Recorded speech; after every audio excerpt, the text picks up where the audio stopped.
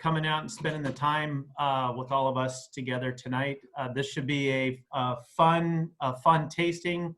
When we talked about what topic to do in November, you know, there was lots of possibilities whether we should do just sparkling wine or pick a particular varietal or, you know, a particular region. And then, you know, quickly we said, well, what about doing something that would be a flight of wines that would go well at the holidays?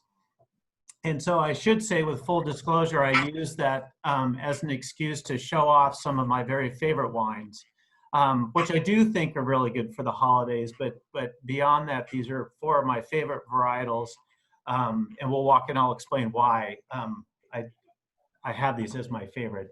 But we've got tonight, we have an Alsatian Riesling, which is very dry, and we'll talk about the difference between some of the sweeter styles that you may find in Germany or in Austria. We have a great Viognier from Napa Valley, which is at the other end of the spectrum from how the Riesling presents. And then the 2 reds, we have a Cru Beaujolais from the Cote Brouiilly in the southern part of that line of Cru villages in Beaujolais, which is showing beautifully. And then to finish it up, we have a Turley Zin, which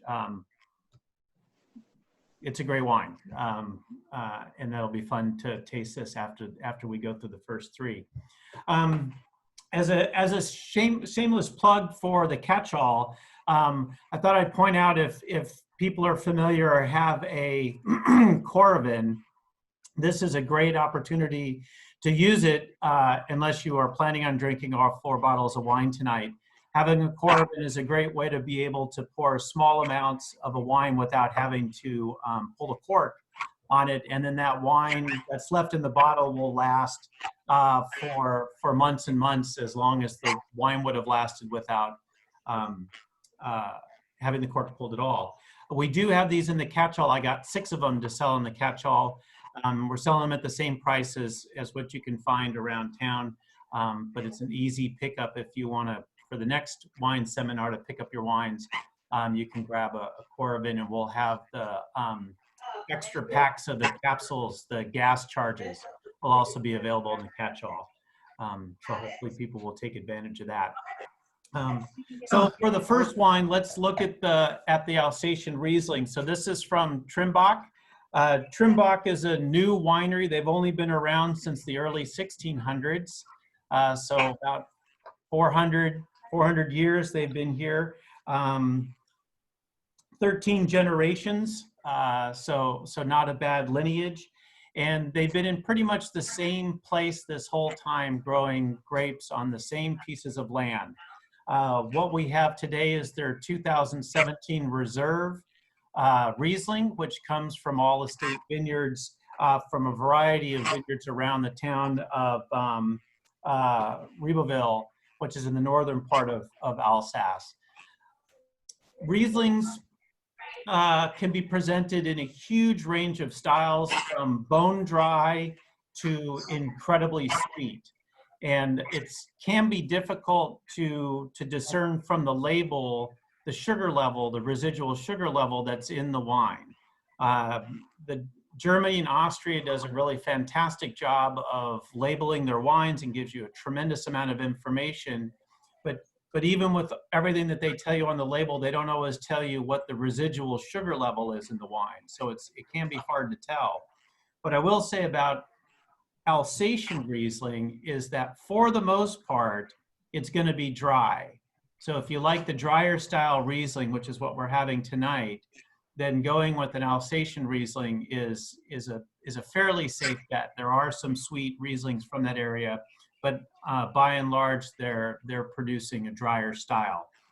It's also going to be a little bit of a bigger, richer style than many of the German wines, and that's primarily because it comes from an area that gets quite a bit more sunshine and more heat, even though it's pretty much from the same area. And let me see if I can share my screen and I'll show you what I'm talking about. So here is the country of France, and if I zoom in, up here is Alsace, where the wine comes from. And just over the border into Germany, this is where the majority of the German wines are coming from. So the Mosel River is right here, and Rheingau and Rheinhessen are just over the river. So in a lot of ways, you could say that Alsace is an extension of that same geological formation and that same similar terroir that what you would find in Germany. A little bit farther south, so a little bit warmer. But what makes Alsace so special is right here along the western side of the Alsatian Valley are the Vosges Mountains. And these are big enough mountains that what happens when you get the weather that comes in off the English Channel, it comes in cold and rainy, hits these mountains here, and drops all of its rain on the west side of the mountains. So on the east side, where the wine growing region is, it's incredibly sunny, very low rain. It's some of the sunniest place in all of France. We have that also here up in Oregon and Washington, where the rain comes in and hits the west side of the Cascade Mountains. And then we have that high desert that we have on the eastern side of Washington and of Oregon, which gets very little rain. So it's a similar effect called the rain shadow effect. But what this does is it allows the grapes in Alsace to have a very long growing season without a lot of direct heat. It's not super hot there, but they do get a ton of sunshine, which really helps the grapes to ripen. So we get a little bit of a richer, fuller style than we would in a lot of other places where they're growing Riesling.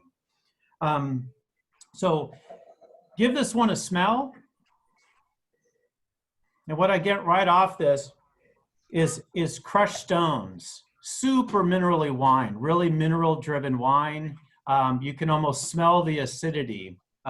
There's a little bit of petrol or that almost like a kerosene aroma that comes up on this, which as this wine ages will get more and more pronounced, which I find to be a very attractive quality in the wine. Some people, they're not a huge fan of it. I think it's really cool, adds a real level of complexity and makes the wine very interesting.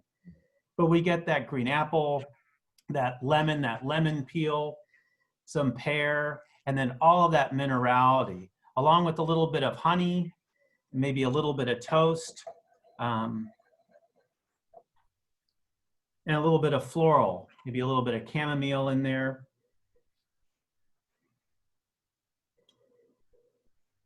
Yeah, really nice. So give it a taste.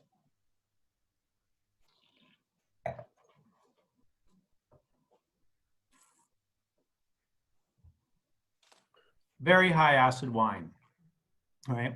Very clean.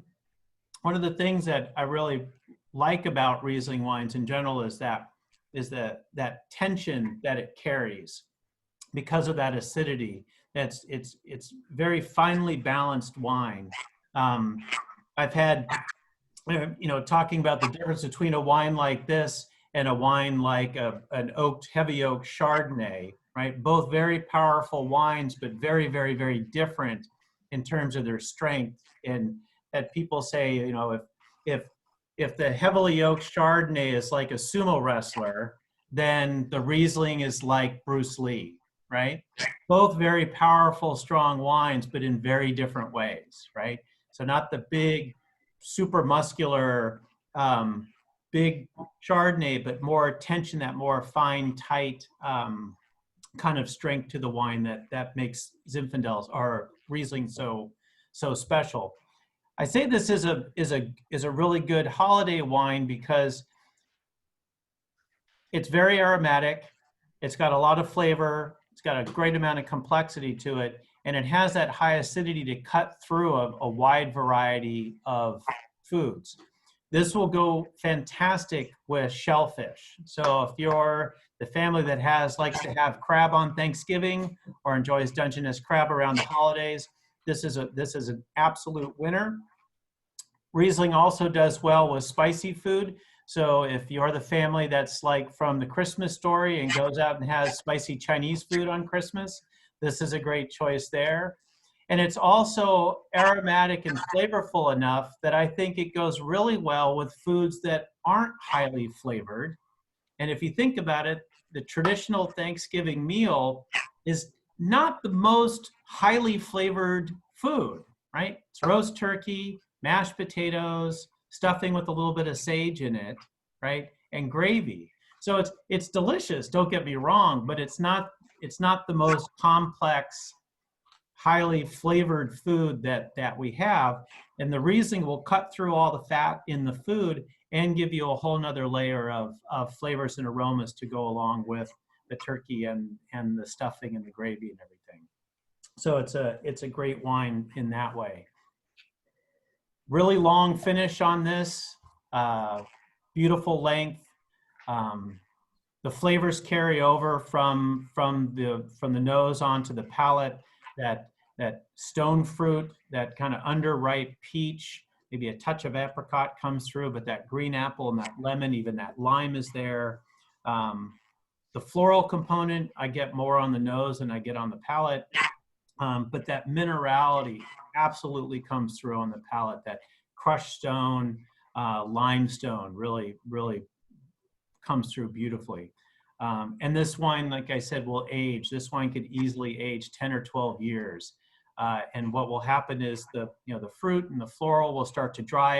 You'll get the dried flowers, but you'll start getting more of that hay quality will come out, some kind of dried leaves, and that honey characteristic will really start to develop, along with that petrol characteristic will really start to get more and more pronounced. So over the years, it'll get more and more interesting and more complex. So again, not necessarily better, just really very different. Another place to look for Rieslings, which is an up and coming area that I think is doing a fantastic job, is Australia, is producing some outstanding Rieslings, mainly from the Clare Valley and Eden Valley. The style there is going to be similar to Alsace, so that dry style, little bit riper fruit.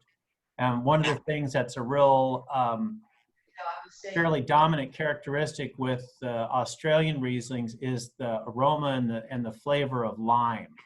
So you get a lime zest, lime juice really comes out in the Australian Rieslings, and those also age incredibly well. So it's interesting to line those all up side by side. And as a final plug for Riesling, I'll say that we've been talking about drier styles.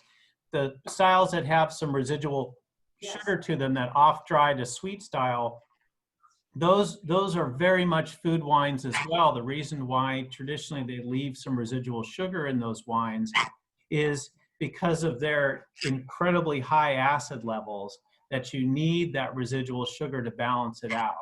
So when you see wines from particularly Germany that have that off-dry to medium dry sweetness to them, don't discount them or think that those are strictly for dessert wines. Those are fantastic food wines. They carry a lot of flavor, riper peach and apricot flavors, even getting into some tropical fruit flavors. And it's not that the wines are sweet, it's that they're very well balanced with the level of acidity. So in this wine, we do have that high acid, and it's a real quality of this wine. You want that really sharp acid, but you could allow some residual sugar to stay in this and still have the wine be really incredibly balanced. So great wines. We could talk all night about Rieslings and try flights of them, and they're all really very different and all super delicious. Does anybody have any comments or questions about the Riesling? Where would we find this, Peter? So nicely, Trimbach is a very large producer, and so you can find that. I think Bevmo will carry it. Certainly K&L will have it. If you go to some of the smaller wine shops, like Wine Impressions, I think will carry. If they don't have the Trimbach, they'll have certainly have an Alsatian Riesling. Blackwell's, I know, has a small selection of Alsatian Rieslings. They're around. I've even seen some Rieslings coming out of Trader Joe's before. Not of this style, or of this quality, but they are around. But certainly try Bevmo or K&L would be the first two places that I would look. Great wine. Yeah. I think this one comes in, I think the retail price on this is around 30 or 35. So this one isn't a particularly, it's not really inexpensive wine, but it's not over the top. And there are more inexpensive versions that are very good in their own right. So, good. Michael, I think it's delicious, and I agree it will go great with seafood and cut. I mean, I can see it going with lots of things that we would serve at a Thanksgiving dinner, even turkey, and it's really a delicious wine. Yeah, thank you. I love it. So one of the things I tried to do when selecting the wines was try and find wines that on the whole are on the aromatic side or high aromatic side. So like Riesling, this next wine is pretty much the maximum on the aromatic side that you can get. Because I think one of the things about holiday wines is one, you want something fun and festive, right? Something different.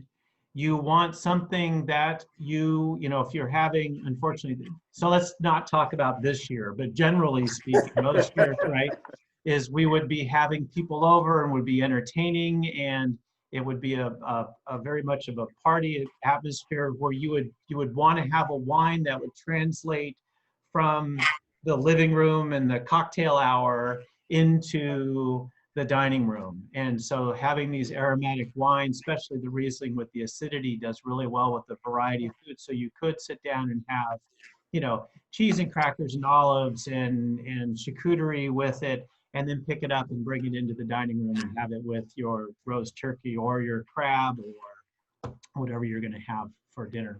And I think that's true in a lot of ways for all four of the wines that we're showing, that they're very versatile wines, very forgiving wines that can be used in a variety of different places. So.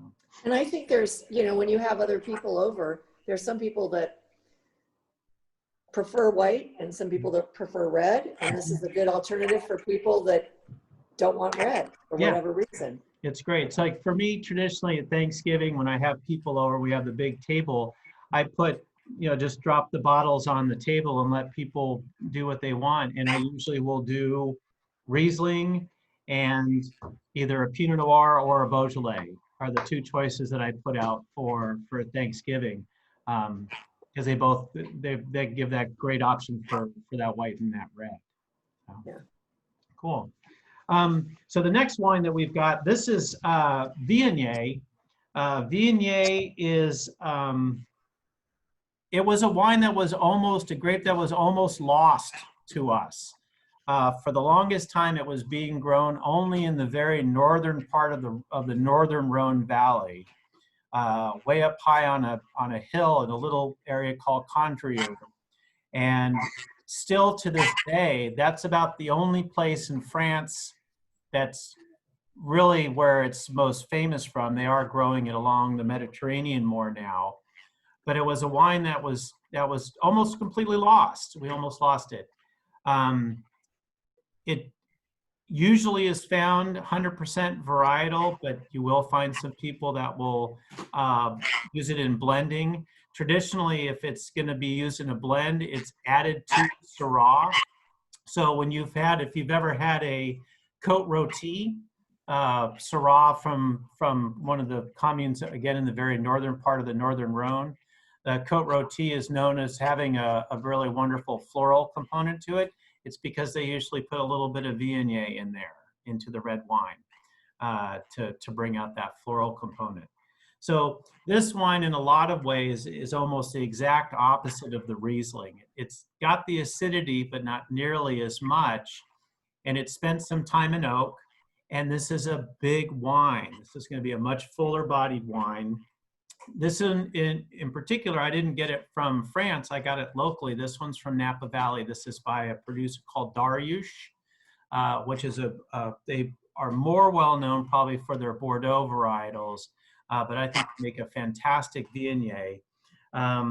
This one comes from the Oak Knoll district, and we'll say unlike Riesling, Viogniers in general, you want to get them as fresh as you can get them. The beauty in these wines is that fresh floral, fresh fruit component. As the wine ages, you start to lose some of that, and you really lose the beauty of what this wine is all about. So you want to look and find the most recent vintage that you can for this wine. Not to say that it's like as delicate as a lot of Sauvignon Blancs, where you really want to make sure you're having the most recent vintage. But I say that because I don't recommend that you would get it and then lay it down to age it. Get it and drink it, right? So you can see this is a little bit of a darker color coming from both the thicker skins of the grape and also from the time that it's spent in oak. And give it a smell.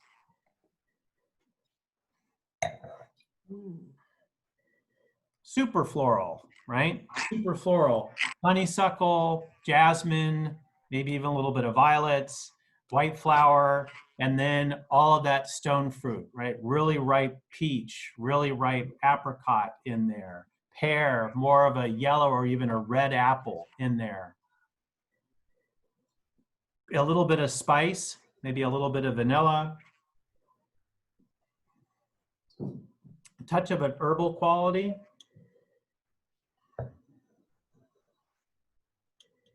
Little bit of honey, and then that stony minerality comes through, but again, not nearly as pronounced as in the Riesling. But just a really beautiful, fragrant wine. So you can see this is a great cocktail wine because it doesn't have to have food with it. You know, if you compare it to the Riesling, I love the Riesling. I would drink it glass after glass on its own. But you can see where Riesling really lends itself as to food with the way that it's built, whereas the Viognier, it is a meal in itself with all those aromatics and the richness that's in the wine. So it does do well as a cocktail wine. But give it a try.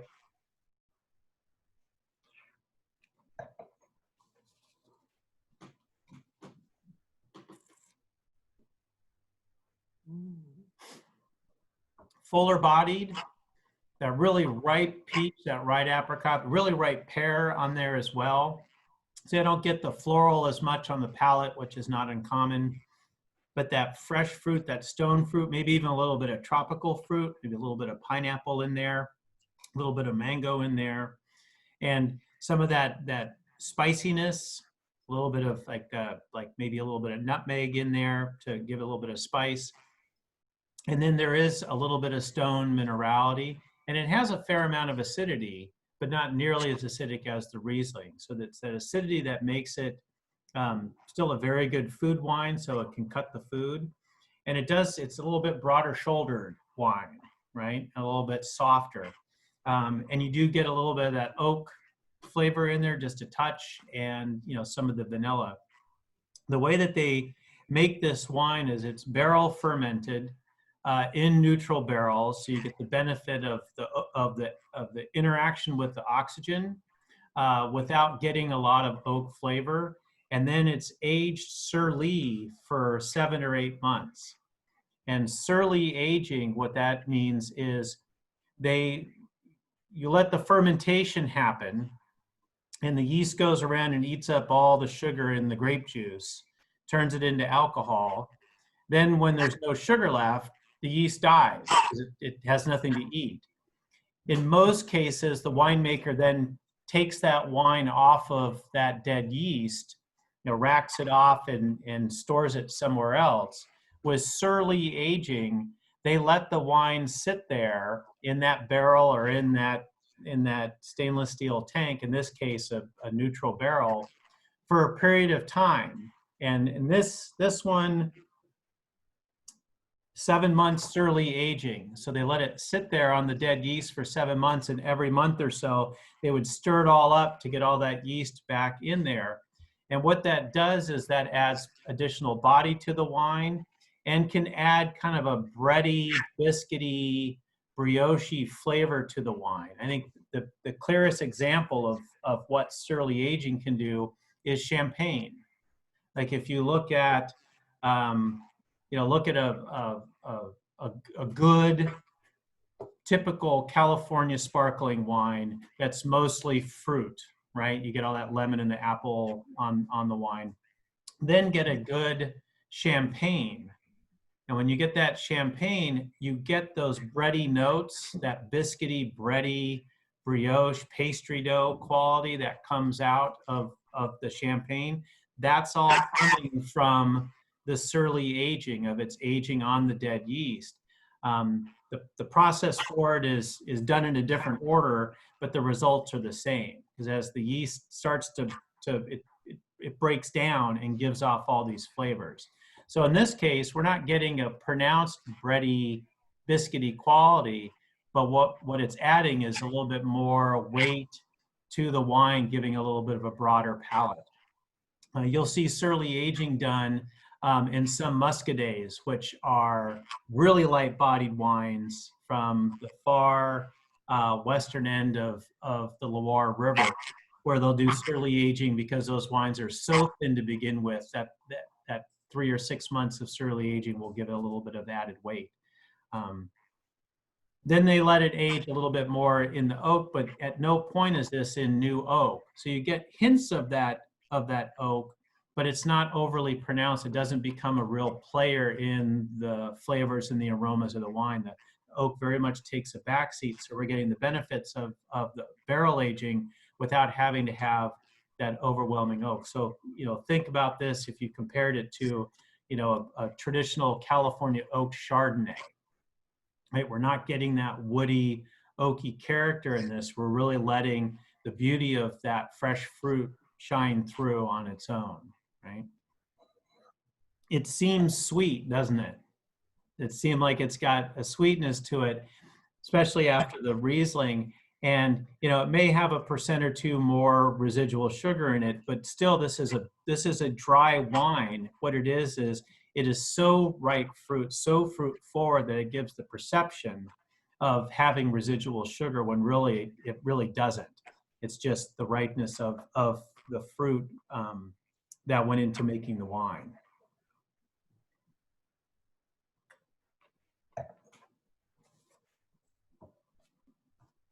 Great with crab, great with any fish. Any type of fish would work really well from this.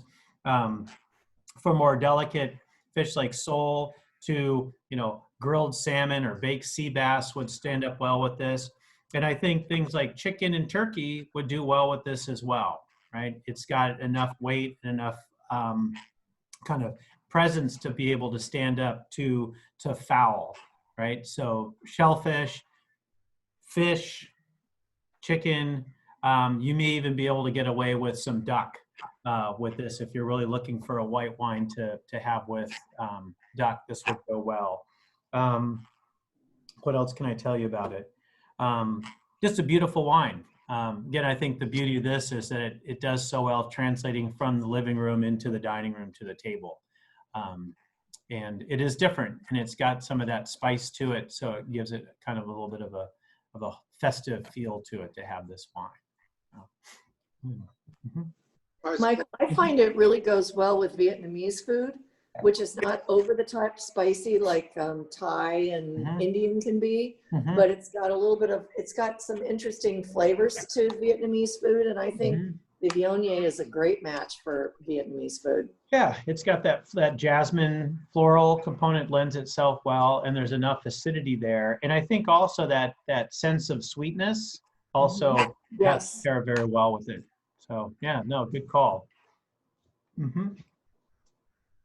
It's nice. Yeah, very nice. Beautiful wine.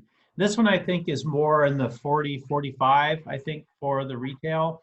One of the issues with the Viognier is not many people are making it. So, and it is a little bit temperamental to produce. So it's harder to find it at a lower price point. But it is something different, a fun wine. Good. So we like the Riesling, we like the Viognier for the whites. And both wines? Both wines? Totally different. I like both. They're very different wines, but they both do really well together. Good. So for wine number, what time? No. So for wine number 3, we'll switch over to the reds. So 2 very different red wines, but again, I both think that these go with all the foods that we're having at the holidays. Both aromatic in style. So they would translate well from the living room into the dining room and have enough acidity that they're really good food wines. I'll say that I am a huge Beaujolais fan, so I'm a little biased. So I'll get up on my soapbox about it a little bit. Beaujolais is, let me share this screen again with you. So Beaujolais, so if we were up here in Alsace, down here is where Viognier originated from, in this little tiny point up here. We have Burgundy all along here. So this is the Côte d'Or, where all the famous villages are, the Côte de Nuit and the Côte de Beaune. We come down the Chalonnais and then the Mâconnais, and down here is where we have Zanfaran, and the Puy-Foussay is down here. And then this lighter pink region here is all Beaujolais.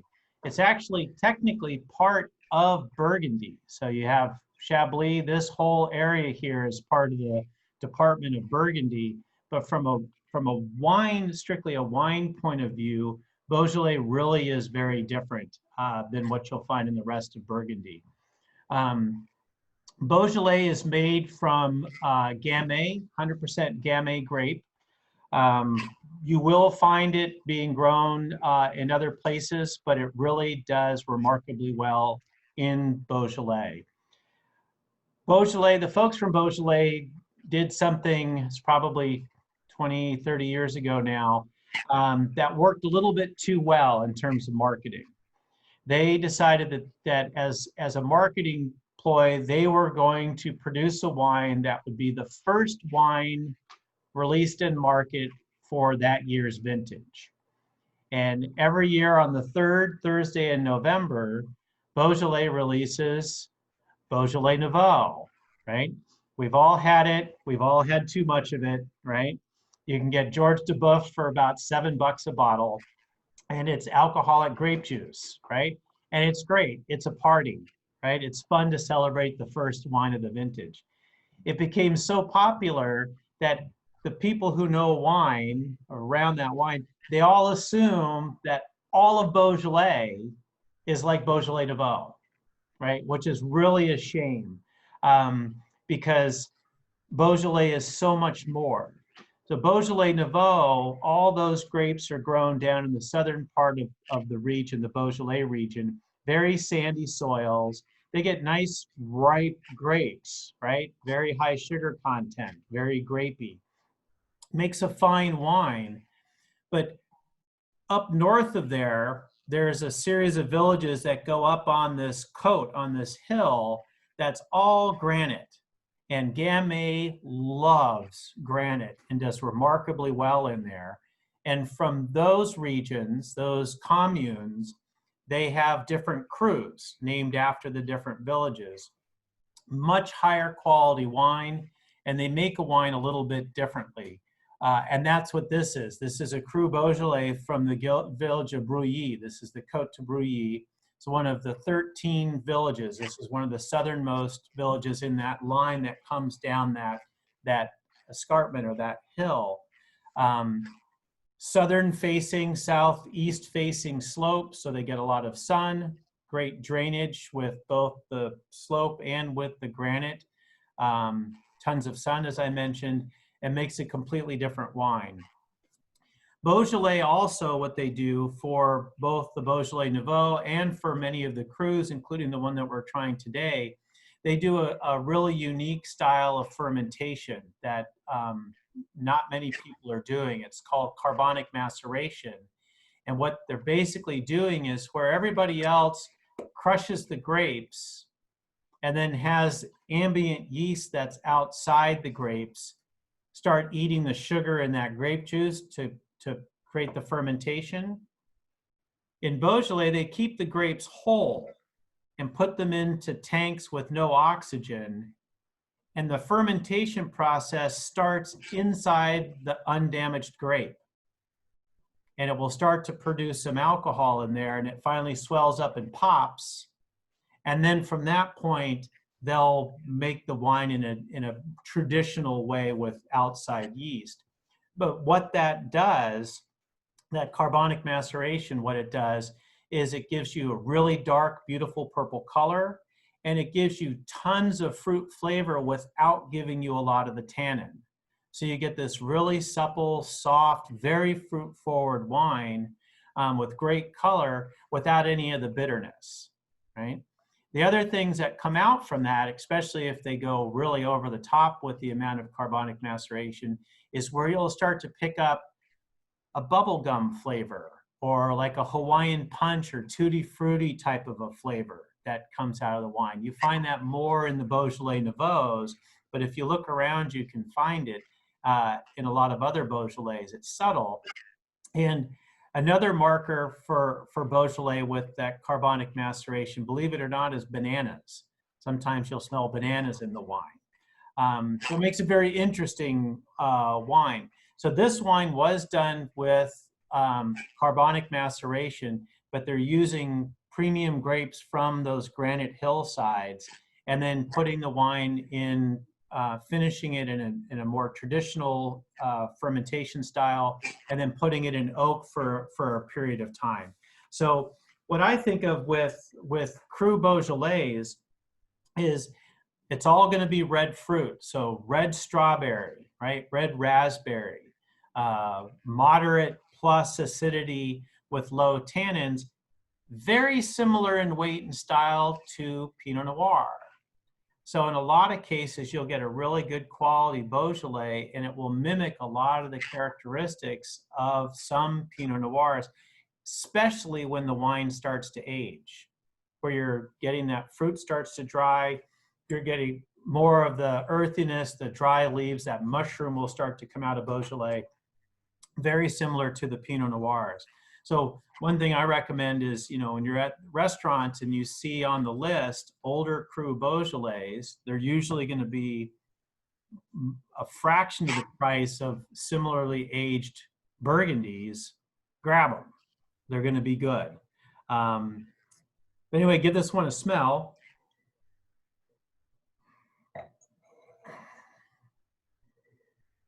So I get that strawberry, that raspberry, maybe even a little bit of blueberry on there. There's a little bit of the oak, just a touch of that.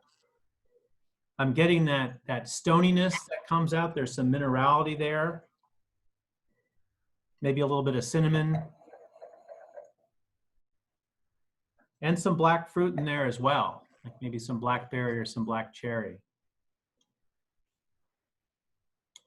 So give it a taste.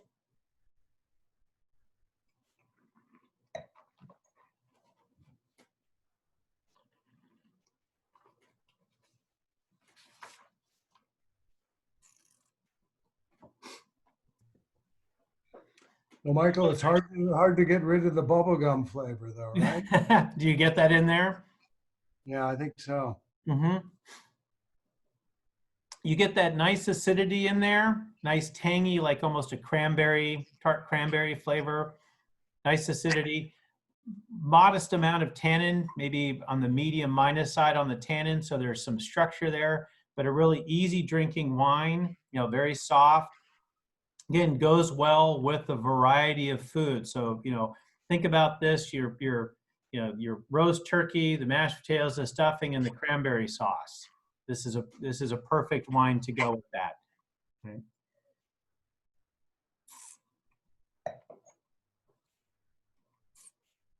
And if you wanted to start with the Beaujolais Nouveau, it happens to come out usually right around Thanksgiving. So,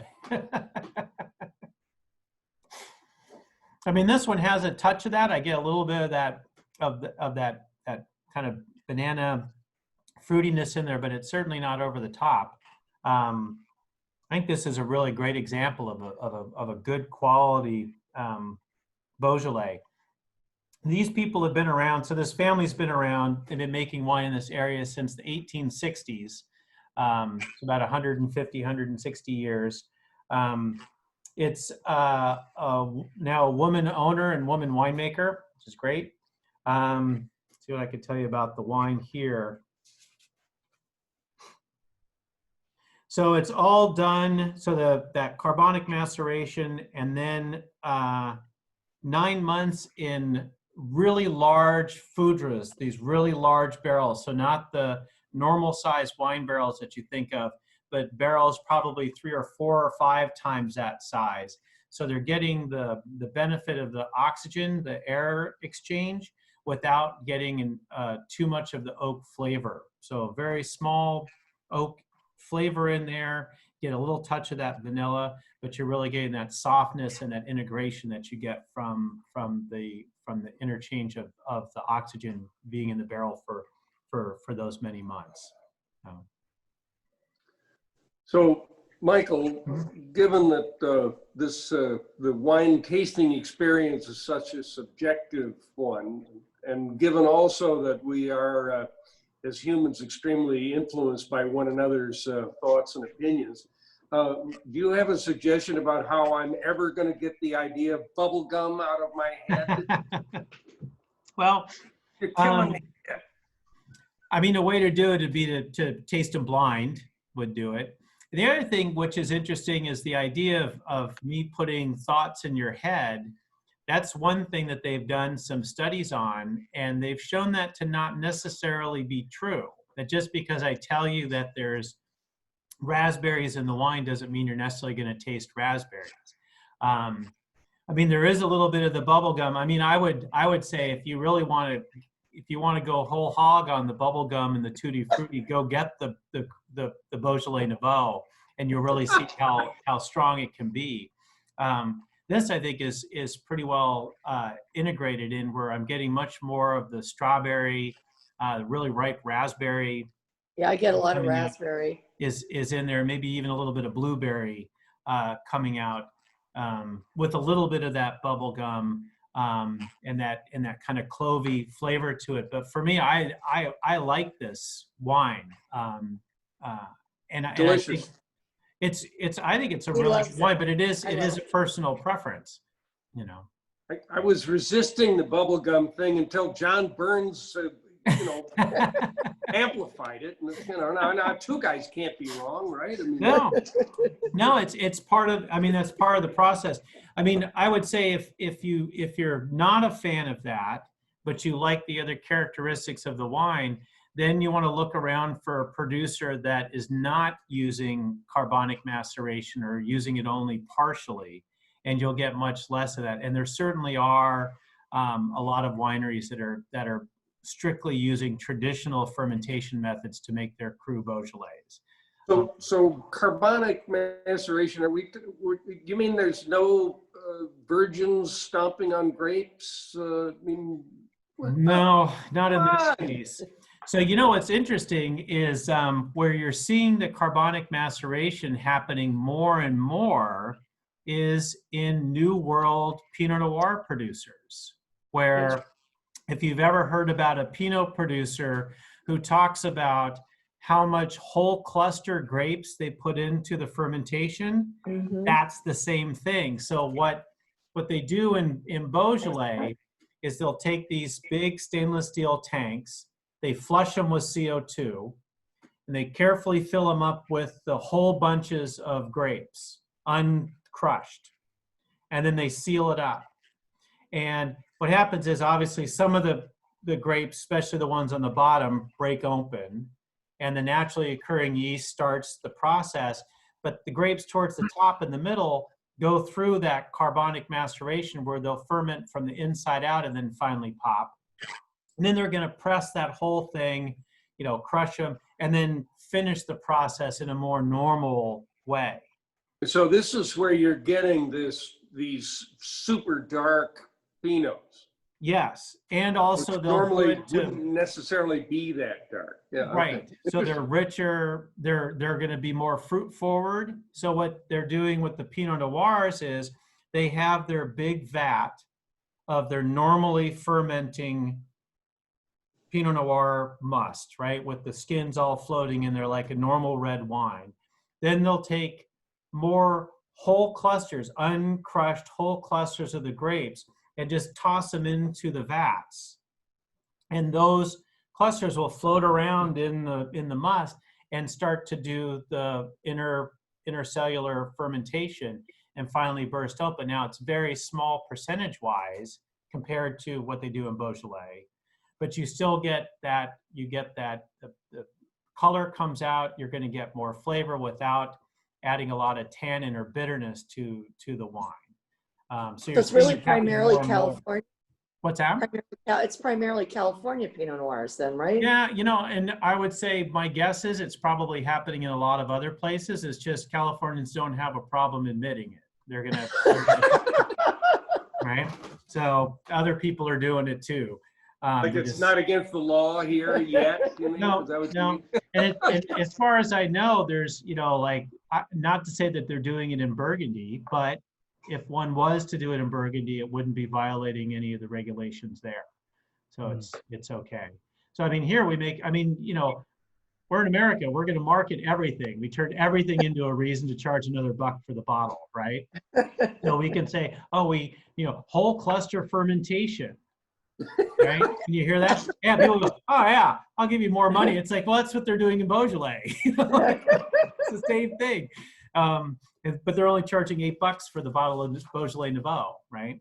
So it's just a different style. So they watch it, but it's not. I point that out because it's not that carbonic maceration is a bad thing or is making cheap wine or anything like that. It's just a different approach to making the wine. So Michael, first apologies to C. Ray for even mentioning bubblegum. But question, would this age? I mean, if you lay it down for 20 years, would it? I don't know about 20 years. I don't know if I would go that far with it, but I would say, I mean, this is 2016. So I may go another 7, 8, 9 years with this and watch what happens to it. I think, you know, what will happen to it is just like with the other wines, the fresh fruit will dry, the floral will start to dry. And very similar to Pinot Noirs, you'll get more of a forest floor, maybe wet leaf, mushroom will start to come out a lot more. And it will get really interesting, and you'll still have the red fruit, but it will be more dried red fruit.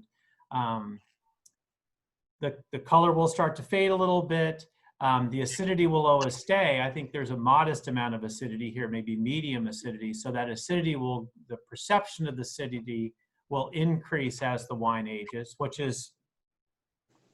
that's how all wines will age. But I think this will really pick up a lot of really attractive tertiary notes, that wet leaf, that savory quality, that mushroom quality, maybe some black tea. Again, very similar to what you would find in an older Burgundy. Does really without the big tannin hit. Without the big tannin hit or the big price tag hit too, which is one of the nice things about the Beaujolais is you know, they're like Riesling, you know, they're not on the top of anybody's list, so they can't charge the amount for it, you know. So I mean, it seems I think the most undervalued wine in the world is a dry sherry, and I'm very happy about that because I love to drink dry sherry, and I'm very happy with the pricing.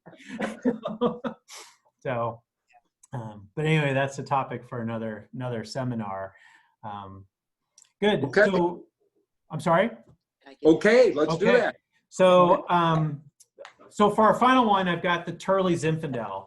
Michael, can I just ask, are there any American winemakers who make Beaujolais? Not really. I mean, you'll see people that are producing a wine called Napa Gamay. It's not Gamay. It's a different grape. I have not found a good domestic wine that is similar to Beaujolais. I think that one, it doesn't have the cachet, so people aren't growing it out here like they would. I mean, if you're going to spend the money, you're going to plant Cabernet or Merlot or Pinot, right? But I also think that Beaujolais, and again, talking about the northern part of Beaujolais where the granite is, that's a really special, unique place.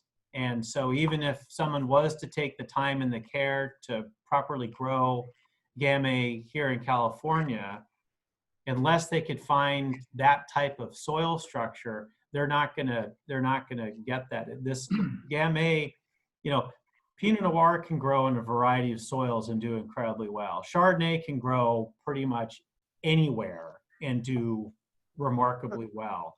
Beaujolais is one of the grapes that, for it to really shine, to really show well, it really needs a specific type of soil type, and that's that granite, where it really steps up into a whole nother level. So I haven't found it outside of Beaujolais, and I'm not particularly surprised about that. It's a hard act to follow, especially, again, you know, for the marketing side, the money side of it. You wouldn't invest that much to try and compete with that. So, but with that said, I know someone's doing it because it's California and we do a little bit of everything, right? There's somebody who's selling a Gamay or Beaujolais style Gamay, just not on a real big commercial level. So the last wine that I got, Turley, it's by Turly Sir Zinfandel. Zinfandel is an obvious holiday wine, I think, for a number of reasons. First and foremost, it's America's wine. So for Thanksgiving, it's a no-brainer. This is the wine that really nobody else in the world is doing. They grow this in Italy, in the kind of on the southern heel of Italy, Apulia. They're growing Zinfandel there, but they call it Primitivo, is what they call the grape there. But it's Zinfandel. Lots of arguments about that, but some of us in California believe that they took it from California and planted it in Italy. Of course, they'll say, no, no, no, no, we've had it all along. But this really is California's grape.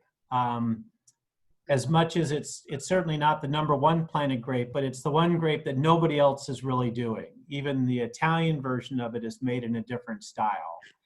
So I think it's a special grape and a special wine in that regard. I think it was Dianne Feinstein wanted to make it the official state grape or the official state wine. And of course, the Cabernet lobby threw 50 fits. It didn't go anywhere, unfortunately. But Zinfandel is it's a unique grape. It's had its ups and downs. Another thing that I think is really cool about it is that it's one of the few commercial wine grapes that the vine, it still does really well when it gets really old. So most commercial vineyard managers are going to start replacing vines at about 30 to 40 years of age. Even you go to Burgundy, you go to Bordeaux, average age of the vines is that 30 to 40 year range. When they get much older than that, they start to peter out, and just the amount of grapes they're producing, it doesn't make commercial sense to keep it going. Zinfandel, it still produces at a good clip when it gets really old, and it gets really intensely concentrated grapes when it gets that old.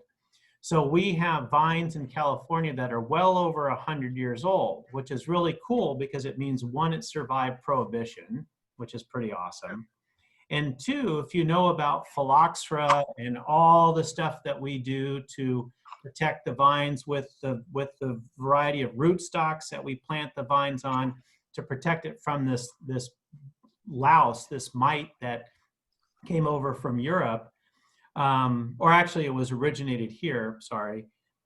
The Zinfandel that we have, the old vine Zin, is on its own rootstock. It's so old that it just kind of flips the bird at the phylloxera and says, I'm not even going to deal with you. And it just keeps going and producing these grapes. So it's really neat to see the heritage that we have, especially up in Sonoma. You know, you get up into Dry Creek, even up into Alexander Valley and Sonoma, you'll see, and even Sonoma Valley to a certain extent, really old vines. Now, a word of caution when you're buying these wines, the term old vine carries no legal weight at all. So I could make a wine from a vine I planted yesterday and call it old vine, right? Now, within the winemaking industry, that would be a faux pas to do that. So reputable places are only going to put that term on their label when it really fits the age of the vines. But in general, you would say that anything over about 70 years, you would see that start to be labeled old vine for the Zinfandels. Zinfandel also went through a kind of a hard adolescence on the market, because when we were first producing it well, what were the alcohol levels of the wine of Zinfandel? Right? It was way up there. Wines were being 15.5%, right? These were head crushing wines, right? They were brutal. And why we were doing that was because the Zinfandel, the bunches of grapes, they don't ripen evenly. So within one bunch of grapes, you'll get some that ripen very quickly, and that some are well behind in the maturation process. So the vineyard managers, to make sure that they weren't putting any green or underripe grapes into their fermentation process, into their winemaking, would wait until all the grapes in the cluster were ripe, which meant that a lot of the grapes were really ripe, if not overripe, and starting to raisin. So you get these really high sugar levels, right? Which translates into high alcohol levels. And then the other characteristic that you find a lot traditionally in Zinfandel is they talk about it having a raisin quality to it, right? Well, that's because we were making the wine out of raisins, because part of the bunches were raisinating because we were waiting for the slow ones to catch up. So it's never going to be a low alcohol wine, right? And it's always going to have a little bit of that raisiny, jammy quality to it, which I think makes it so interesting. But they've done a lot better in figuring out how to grow it and where to grow it to dial back on that over sugar production, so we can get a wine that's in the more normal range of 14.5%, 14%, which, you know, for the rest of the world is considered high alcohol, right? Everybody in the rest of the world thinks 13.5 is normal. We're the only ones that go, oh no, 14.5, that's the normal range, right? So Zinfandel has gone through this process of that. And along with that, that various ripening, is what you get is a more complex wine than I think you would get from evenly ripened bunches.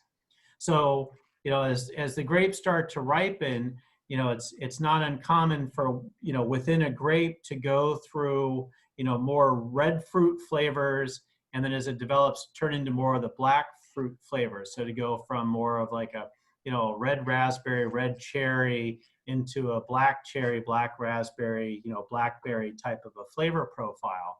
So in Zinfandel, you pick up both red fruits and black fruits within the same, you know, that range of characteristics, when normally you would say a wine falls into one of those two categories. Like Pinot Noir generally falls into the red fruit category. The Beaujolais, obviously a red fruit wine, whereas Cabernet, right, black fruit type of a wine.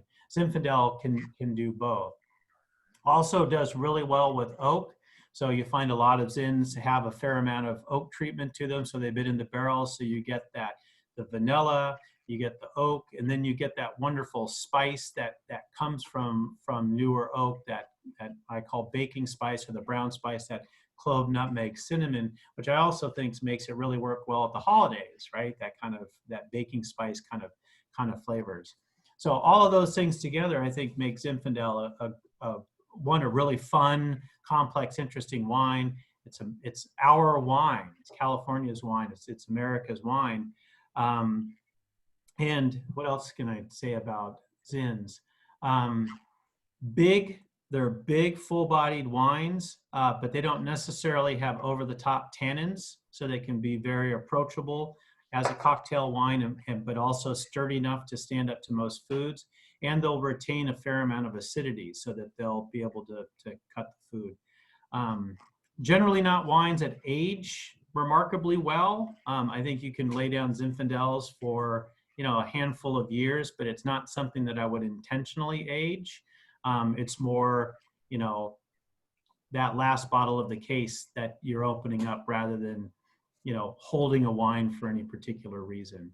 Of course, Zinfandel is most famous for the #1 selling wine in the country still, right? We've all had it. Sean, I know you drink it every day, right? White Zinfandel, right?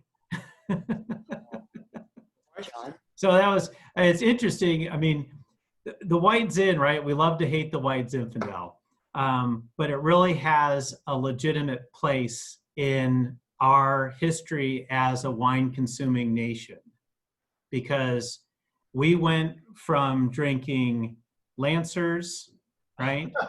Okay, follow me here, Lancers, and then we were drinking Almaden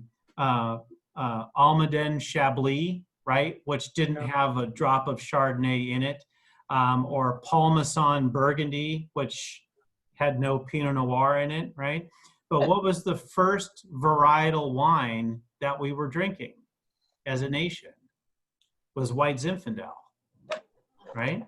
That was before we started. I'm not talking about this group here in particular, but as a country, because I know, but as a country, we were drinking, the Matus and the Lancers, right? And then graduated to the big jugs of the Parmesan. And it was the white Zinfandel was, for a lot of people, was the first real bottle of varietally labeled wine that they'd ever had. That was the #1 wine. And it still is the #1 selling wine in the country. And it oscillates between Sutter Home and Beringer, the two big producers, right? So as much as we may not choose to go out and buy a bottle and have it for dinner, there's a real place for that in our history as a wine drinking country. It's, I would say because of white Zinfandel, Rombauer is so popular, and, Goldeneye is so popular, and, all the varietal wines that we drink, it turned on people to wine in this country. So there is a place for it, right? So, and if you own Sutter Home, you'd be a pretty happy camper, right? The stock? Yeah, exactly. So there's a place. Yeah.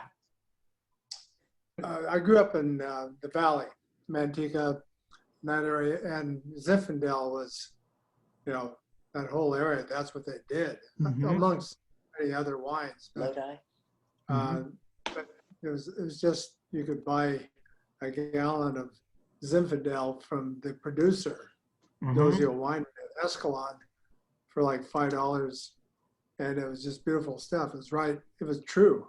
Right. So where do you think the Zinfandel grapes really started? Were they in the valley, or because that was a sandy loam area? There's, that's where they grew. So I think, there's a lot of argument about where it was first planted, and I don't know if we'll ever know where the first clone was planted, but people talk a lot about the Italian immigrants that came into Dry Creek Valley, around Healdsburg and up there, that were doing a lot of Italian varietals, and they were the ones that really started planting and growing Zinfandel in there. Now, I don't know if they preceded what was going on in the Central Valley. That I don't know, but when I think about the history of Zin, I first go to Dry Creek, but I think that may be because it's a much more developed, commercially developed, at least it was 20 years ago. And now Lodi has really stepped up as being a top producer of really high quality Zinfandel, and it's warranted. Yeah. We had our house in St. Helena, and we could walk. We lived across the street from Chase Family Vineyard. And I would say it's 80+ years old. It was owned by the Bourne family, who built Filoli. Filoli. Wow. We loved their Zinfandel. Just walk across the vineyard and buy it. It was so divine. That's awesome. Do you know about it, or how would you compare it to what we're having? That, I don't. I'll have to get my hands on some, but I don't think I've had that. But yeah, that's a great Zinfandel. Although Turley is known more for the cabs, aren't they? They do a lot of single vineyards. What's interesting about this one, this is the Juvenile, and it's actually a blend of, it's like 20 different vineyards from 11 different counties. And so this is all the younger vines from all of their top vineyards from all over California. So this is a California Appalachian wine, which I think this is a great example of where, sometimes we get hung up in thinking that, smaller, more focused origin is better. And that's not always the case. In this case, the grapes in this glass came from, all over, from Napa, Sonoma, down the Central Coast, probably from Lodi and Manteca down there. I think that they're pulling from all over, but it's their younger vines. But I think this is a great example of a very, quality, but typical, what you would look for in a Zinfandel. Really good. So Michael, you would, for Zinfandels from California, Ridge jumps to mind, Williams-Sellium, if you can find it. Mm-hmm. Raffinelli is my favorite, but you have to go to Harris to get that, as far as I can tell, because they just aren't, the really, really delicious ones are hard to find. Run down who you other than Turley are your favorite. Turley is delicious. Turley is. I really like Turley. You know who I think is doing a really interesting job with Zinfandel is Ed Spragia. He was the old head winemaker for Beringer for 30-something years, and then he retired from Beringer, and he and his son Adam started Spragia Family Vineyards over in Sonoma. They bought the old Lake Sonoma winery, way up there by the dam.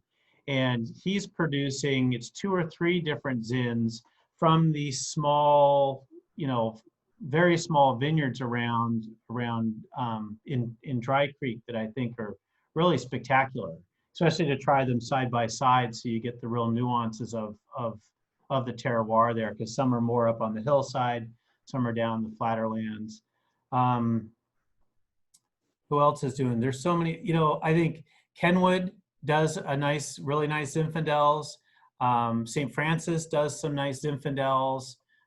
They're all quality coming out of Sonoma Valley. There's some really great producers up in Rockpile, which is a relatively new AVA, which is it's north of Dry Creek.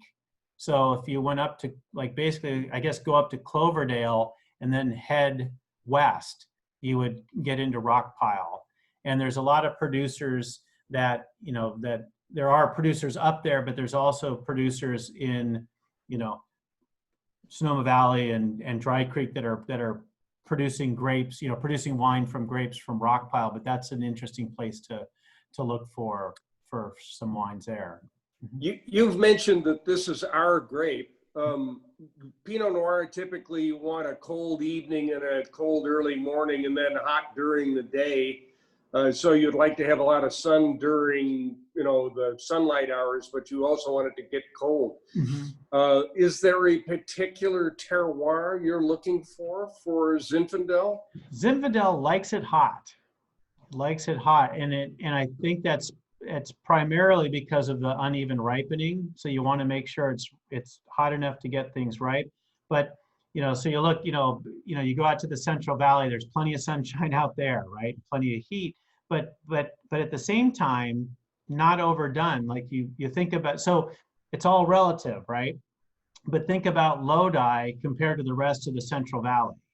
Lodi is quite a bit cooler, right? Because the delta is all right there, so you have all that water that's kind of helping to moderate the temperature. But Dry Creek, that's hot up there, right? Rockpile gets hot, so you get plenty of sun, so you're getting the ripening. So unlike Pinot Noir, you want you want plenty of sun. Is there a soil type that you prefer for? I think it will go in a variety of soils, so you want, like most vines, you want really well draining soils. Grape vines don't like they don't like wet feet, they say. So well draining soils, poorer soils is what they are going to want. Those river beds, that's the Central Valley. Also, there's a fair amount of humidity in the valley too. Yeah. In the summer when it's warm. Yeah, they talk about those loamy soils with what makes the riverbeds so good is a lot of them are poor nutrient soils, which is good to restrict the vigor of the growth of the vine. But also those riverbeds have a variety of particle size, which is a good thing. So you've got some water retention, but it's going to drain away. So that high loam soil that's a prize, and you find that for not just Zinfandel, but there's a lot of grapes that do well in that type of terroir. Yeah. Well, let's give this. We haven't even smelled this one yet, have we? So give the Zinf. Or am I the only one that hasn't? You guys are already done with your glass, right? We can come back. Yeah.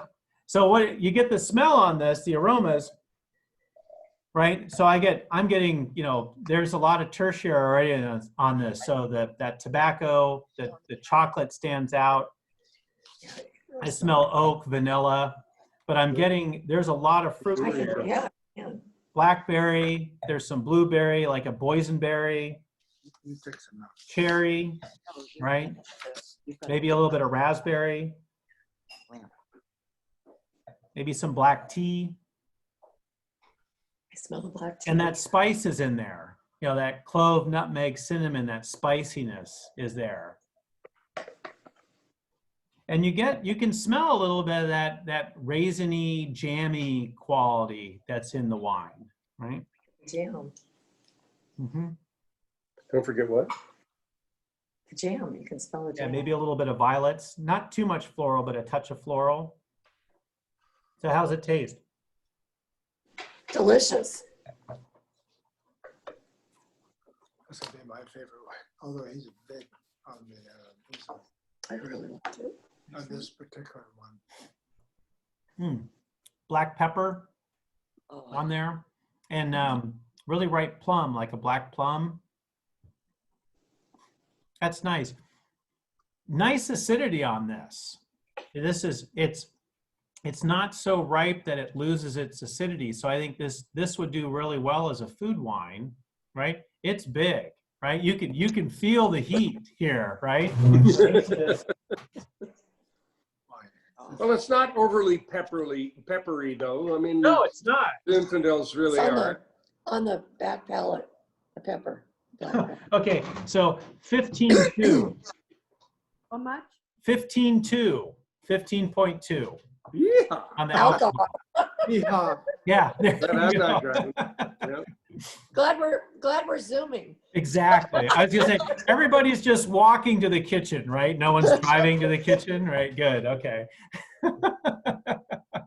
But but this is really well integrated. I mean, you can feel it, right? You feel the warmth on this, so it definitely has that high alcohol to it, but it doesn't taste out of balance.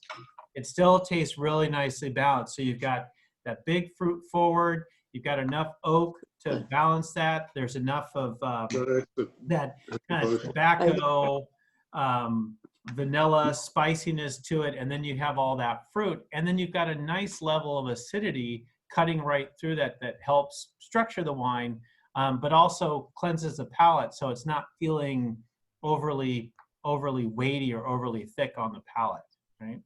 And a nice. So now this is the 2018 that we got anyway.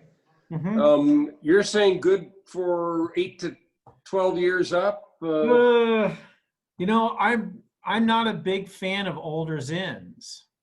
I'm not. I think this wine is structured in a way that it's going to last a long time structure-wise. But I think what what makes the Zinfandel such a beautiful wine is that bright, fresh fruit, right? And as it starts to age and that fruit starts to dry, I mean, it's not going to be a bad wine. I just don't think it's going to be a better wine. I think it's made, it's, you know, I prefer them on the, you know, the Younger side. But I wouldn't worry about rushing, especially at 15.2. You don't have to rush your way through these wines, right? So, you know, it's gonna last fine, but I wouldn't buy a Zinfandel with the intention of putting it away. You know, I would. No problem here. Yeah, there you go. We know. Yeah. No, but nice wine. And then in terms of food pairing, I mean, yeah, I wouldn't have this with my cracked crab, but you know, standing rib roast would crush it. You know, it would be great with that. Duck, if you had duck with, you know, I think about like a whole roasted duck with, like, you know, you could make a sauce with, you know, black currant jam and Zinfandel wine reduced down and put it over the top of the duck with like a sweet potato puree with that, Cut it out. right? And roasted Brussels sprouts would be great. You're making right? us hungry. Yeah. So, I mean, it would go really well with rich foods like that because it's got the acidity. It certainly has the flavor and the aromatics to stand up to the more powerful flavored foods. I mean, you could have this with your roast turkey dinner. You know, you could. I think it would be a little bit on the stronger side.